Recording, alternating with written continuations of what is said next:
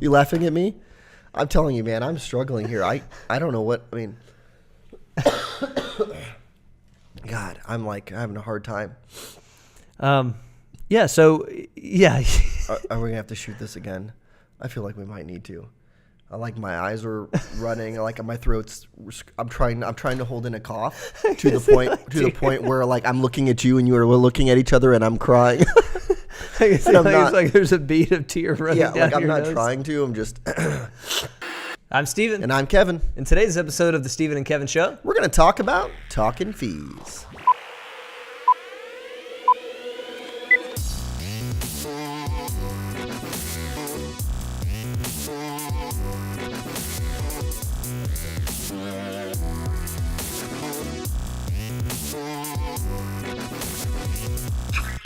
Welcome back, everybody. Episode number 43 of the Steven and Kevin Show. Today we're going to be talking about talking fees. And the reason is, it's, a popular topic, unfortunately. Sure. You flip open the newspaper, and there's a good chance there's going to be some article about advisors, how much they're getting paid, and how there are cheaper options available, and the death of the industry, and on and on and on. Mm-hmm. And it's not reality as far as we're concerned. The data that we have, as we were just talking about, Kevin, showcases that the vast majority of your affluent clients are willing to pay fair price for what they get. They're not looking for the cheapest shopper, right? 5% said they do shop for the lowest price, and this is generally speaking in anything that they're looking for, product or service-wise. 60% said they're willing to pay the going rate or a fair price, and 35% said they're actually willing to pay a premium to get the best of what's available. Right, as long as it's I'm sure they feel like they're getting the value, right? That's the biggest part of this. But that's interesting stuff. So we're going to actually go through 3 types of fee conversations today. In the prospecting phase, we're going to talk about it with existing clients, and then we're going to talk about it, in the prospecting phase, we're going to bring it back again in terms of using it to sell people. Yeah, so let's say scenario number 1. You are out at let's say it's a cocktail party, and somebody an acquaintance of yours, says, "So, Kevin, what do you charge?" Oh, I have no idea. Fees are so confusing.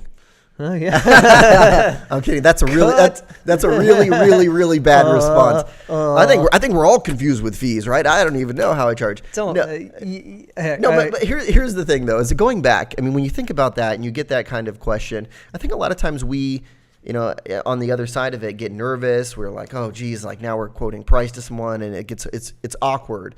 We don't want you to look at those types of conversation like that. We want you to look at it like a buying signal. It's an opportunity, and you should welcome those conversations as opposed to you're kind of scared to answer. Yeah. So if we're at the cocktail party and I ask you, what do you charge? You're thinking score. Yes. Right. Prospect here. Let me reel them in. And I think that's an important backdrop to all this. We role play this a ton at our live events, and one of the common things that we see go wrong. Number 1, we see people get kind of cutesy with this, which is the wrong approach. Mm-hmm. I charge as much as I can, and do you hear I've some heard stupid that answer before. Like that, right? Yep. You also hear people who give a lot of setup to the answer. Well, that's a good question, Kevin, or that's a tough question. Well, it really depends. By that, you're thinking, what are they hiding here? Right. It's a delicate answer you're delivering here. Or someone who gets way too detailed too, and they're like, well, it's usually from this percentage to this percentage and so many basis points, and then it depends upon this, and like if we do planning versus, I mean, it's like all of a sudden you've commoditized yourself. Yeah, and you don't have a clue about that other person's finances. And so when we're asked that question, we're asked often to give scripting. Here's the scripting that we'd use. We'd say, well, Kevin, it kind of depends on what's involved. If Kevin's the prospect and I'm the advisor. Mm-hmm. I'd say, Kevin, it depends on what all's involved. We'd really have to sit down with you, see what all you have going on financially, and we'd be able to go from there, right? You don't have to use those words exactly, but what I did was tell him it really depends on the situation. We should probably sit down, and you could expand that a little bit and say, Kevin, we've never really had the chance to visit professionally anyway. It's probably a good idea we do sit down and take a look at what you're doing. Yeah, I love that. I mean, that's good. So you just took it. You kind of gave me more of a general answer, but then you basically said we should take a look at your situation. You looked at it like a buying opportunity. But I didn't use a lot of language in that one on purpose, because the more language I use, the more awkward that becomes and the more defensive I seem. So I'm going to hit them real quick with, well, depends on the situation. We'd have to really sit down with you and see what you have going on, because frankly, I don't know a thing about his finances in this role play. Right. You go back to our 3 C's in terms of you're concise, conversational, you're confident. And the other thing is that you could ask them a question as well, and you could say, give your response and basically tag on the end of it. So why do you ask? Right. Right. I mean, there's an underlying reason in terms of why they're asking. Maybe they feel like they're being overcharged by their current advisor, and you'd like to know that. But the bottom line is, out of that conversation, you're hoping to close them for an appointment, or at least suggest that you get together and talk shop a little bit. So we look at it like a buying opportunity. We welcome those conversations, and then we mini close them. Now, what if they come back, Stephen, and they're saying, well, what if I gave you $1 million? Right. In this scenario, by the way, if Kevin's at a cocktail party and he's asking me, the advisor, that, well, what if I gave you, number one, Kevin's not giving me $1 million. I'm not giving you $1 million, right? Yeah, exactly. And I don't take kindly to that, Nichols. No, but but in that spirit, I'm not going to get defensive about it either. I'm just going to say, well, that'd be great. We would love to consider you as a client, but we would have to sit down and see all that's involved. It's not just about the amount of money you'd be sending us. There are many other factors in having a good financial plan. So I'm not backing down from this. I don't care how many times he asks me, because if he's being a jerk about it and he's asking me multiple times and he's being a little bit aggressive with me, I don't want to do business with him anyway. That's right. Right? I like sometimes if you're getting a lot of pushback, you could give them the doctor analogy, right? You could say hey, look, it'd be like if you were going to the doctor and you were having an issue with your knee and you walked in and you just said, hey, what's it going to cost to fix my knee? They don't know, right? They're going to need to do x-rays. They're going to need an exam. They're going to need to take a look at it first and before they give you a diagnosis. Yeah, and you can bet the receptionist at the doctor's office would give you that answer almost verbatim. Well, yeah, sir, exactly. We're going to need to take a look at that before we give you a pricing on it. They're not going to say, probably about $20,000. Oh, yeah, knee replacements? Ooh, yeah, let's think about what kind of insurance do you have? Yeah, exactly. All right, let's move on. So that was number one. When you get that question prematurely, you're out somewhere socially. Number two, let's talk about discussing fees with your existing clients. This is a big one. Yeah, and we can't take for granted that they know, even if you covered it previously, because the fees in this industry can be a little bit confusing. And further, all the literature that goes out about fees can further confuse them, right? I mean, all the things that they're reading. So we would recommend having that conversation periodically, not just about what you're charging them, but what you're delivering as well. Yeah, I mean, I remember working with an advisor who once a year had the fee conversation with his clients. And the reason he did it is he said, whenever clients are coming into my office and they're bringing up fees, it's not a fun conversation, right? It's usually not a good thing. If I'm proactively bringing it up, now I've turned something that used to be kind of a scary conversation that I didn't want to get into something that is a positive, and then I'm exactly what you're saying, Stephen, showing them kind of behind the scenes all the different things that we're doing with them. Yeah, and I had an advisor one time, similar concept, Kevin. He would meet with his clients yearly to go over fees and what they get, and he had just put out a client satisfaction survey before one of our coaching calls, and during the call, he's looking through the results, and he notices that this one client had dinged him on basically fee disclosure. And he's looking at this and he gets all flustered. He hangs up with me. He calls her and calls me back. Right? So he hung up. You guys were chatting and he was like, no, I got to call this he's person. like, no, this is like really important. I got to go. And he's got to call her right now. That right? is funny. So anyway, he does. He gets back to me and he says, she was upset. There was a real small fee, less than $50 on her account. She didn't know why it was there. She never mentioned it to me. It was months prior. And my takeaway from that is I believe the guy that every year he goes through this with all of his clients. He doesn't have a ton of clients. It was something that was very important. So he was actually someone who was proactive in terms of bringing up He was these having, fees. and he still had people confused by it. So to me, it just speaks to the case that advisors ought to be meeting with clients at least once a year to go through this thing. And it gives you an opportunity. The opportunity here for me is that it gives you an excuse to go through some of the deliverables that either they are getting from you or that they should be getting from you. And so whether that comes off as, I'm going to give you a little bit of an outline of some of the things we're working on because some of these things happen behind the scenes. And I also want to talk about, here's our game plan for moving forward, some other things that I want to introduce.